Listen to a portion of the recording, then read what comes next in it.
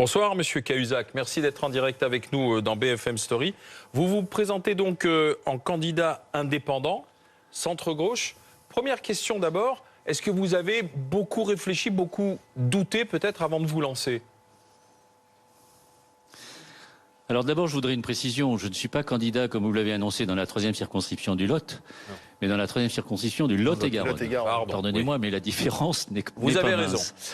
Ensuite, ai-je réfléchi? Oui, bien sûr, je réfléchis. On ne se lance pas dans un tel projet politique sans y avoir réfléchi. Mais Jérôme Cahuzac, vous demandez une deuxième chance, c'est ça? C'est beaucoup plus compliqué et simple que ça. Alors, si vous voulez qu'on parle du principe de la deuxième chance, je peux, mais je suis pas sûr que ça ait beaucoup d'intérêt. Pour autant, qui n'a jamais demandé une deuxième chance à son mari, à sa femme, à son patron, et même aux forces de l'ordre, et pourquoi pas à la justice? Le permis à points, c'est l'exemple même de la deuxième chance permanente. Mais la question n'est pas là. La question est de savoir qui, dans ce territoire, peut réveiller ce territoire. Et pour ma part, je pense qu'il faut agir vite, agir maintenant, pour réveiller un territoire qui aujourd'hui se meurt. Je vais juste vous donner un exemple, et je pense que vous y serez sensible. La sécurité, c'est un problème dans cet arrondissement comme dans les autres. Or, ces derniers mois, 2 brigades de gendarmerie ont été créées à Agen, une à Marmande, ce sont les 2 autres arrondissements du département, et aucune dans l'arrondissement de Villeneuve. Or, cet arrondissement a pour député une personne du Rassemblement national dont la sécurité est un des thèmes de prédilection. Eh bien, malheureusement, elle peut faire de la sécurité un thème de prédilection dans ses discours ou dans ses documents électoraux. Mais quand il s'agit d'agir, malheureusement, elle n'a rien fait. Le parti d'Emmanuel Macron ne présentera pas de candidat face à vous, mais il va soutenir le LR Guillaume Lepers, qui est d'ailleurs le maire de Villeneuve-sur-Lot. Quelle est votre réaction? Je n'ai pas vu de document officiel et je n'ai pas entendu de déclaration d'un quelconque parti de la majorité présidentielle qui pourrait attester de ce que vous semblez affirmer. Mais pour autant, permettez-moi de préciser, petit 1, que je n'ai pas demandé d'investiture. Petit 2, qu'elle ne m'a pas été proposée, ce qui d'ailleurs tombait bien puisque je n'en voulais pas. Petit 3, qu'il est vrai que le maire d'Agen, qui est président départemental du MoDem, a apporté un soutien personnel à Guillaume Lepers. Et de ce point de vue, puisque M. Lepers fait campagne sur le thème du courage en politique, de 2 choses l'une. Ou bien il n'a pas de soutien de cette majorité présidentielle, ce que pour ma part, je crois être le cas. Ou bien il a ce soutien d'un parti de la majorité présidentielle, et puisqu'il explique qu'il veut faire de la politique en démontrant ce qu'est le courage en politique, alors je lui demande de l'assumer, de le dire, de le mettre sur ses documents électoraux, et le cas échéant d'en tirer les conséquences. Mais les Français sont en colère. Ils l'ont manifesté au moment des élections européennes en votant Rassemblement national. Les intentions de vote sont toujours en faveur du Rassemblement national. Je parle des intentions de vote, hein, bien sûr. François Hollande n'avait pu se représenter. Vous-même avez été condamné par la justice. Et là, que voit-il revenir dans ces élections? François Hollande, un ancien condamné. Est-ce que vous n'êtes pas tous les deux, et là je m'adresse à vous, un argument pro-Rassemblement national, Monsieur Cahuzac? Eh bien, pour ma part, je vais m'efforcer de battre le candidat du Rassemblement national, car c'est le seul adversaire que j'ai. Nos 2 situations sont un peu différentes. François Hollande a l'investiture du Front populaire.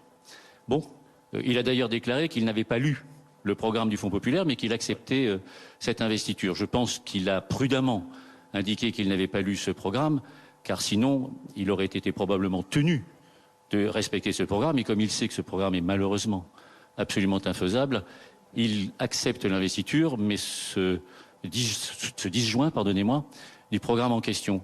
Quant à ce que fut ma situation personnelle, que vous semblez plaisir à rappeler de façon un peu complaisante, il est ce qu'il est, c'est le passé, j'ai payé ma dette, j'ai le droit de me présenter devant les électeurs, et ça n'est pas parce que vous rappellerez de façon assez régulière ce qui fut que cela changera le jugement des électeurs. Je vous demande simplement une chose, attendez le jugement des électeurs, s'il vous plaît. Mais vous dites, vous êtes très sévère sur le programme de cette union de la gauche, du Front populaire.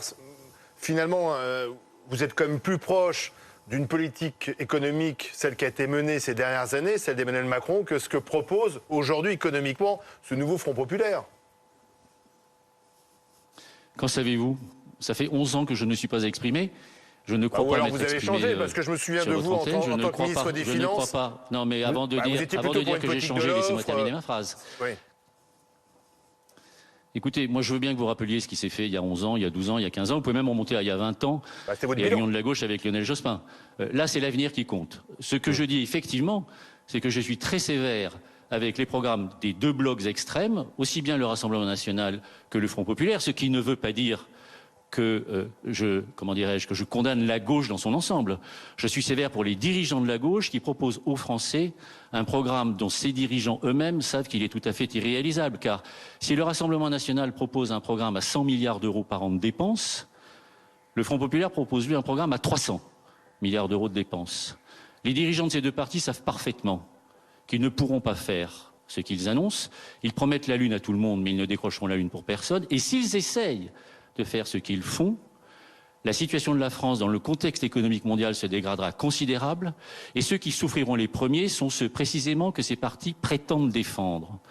Leurs politiques vont directement à l'encontre de l'intérêt de ces gens-là. Donc j'ignore si être de gauche ou être de droite suppose que l'on défende ou pas une certaine orthodoxie budgétaire et financière, mais pour ma part, je crois que le niveau d'endettement du pays est arrivé à un tel niveau que l'aggraver finira par être extrêmement pénalisant pour toute notre économie, que les taux d'intérêt vont grimper.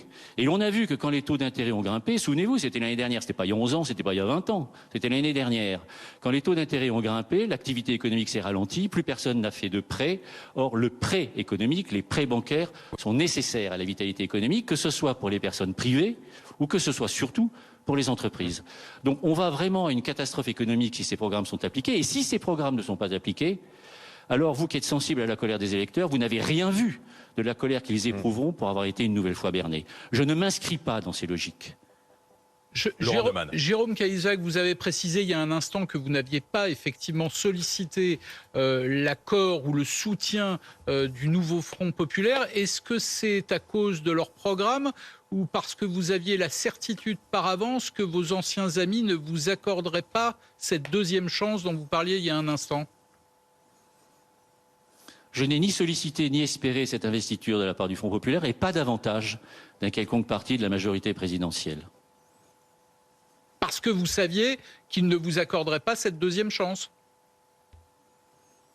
Je n'ai même pas essayé de savoir, je n'en veux pas, car je pense que ces partis se sont, ces dernières années, un peu discrédités. Prenons l'exemple du Front populaire, puisque vous m'interrogez à ce propos.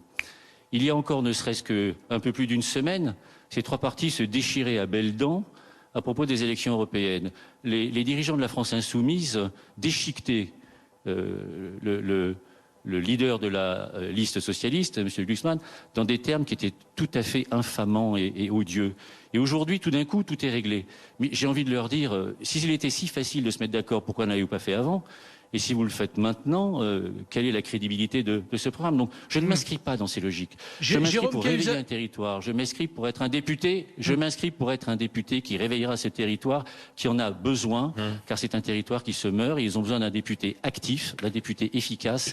Et je leur ai montré par le passé, ça, je veux bien que vous me le rappeliez, que j'ai été très efficace, que ce soit pour la construction de l'hôpital, la mise en 2 fois de voie de la N21, la rénovation de la ville, la remise en navigabilité du Lot, et j'en passe.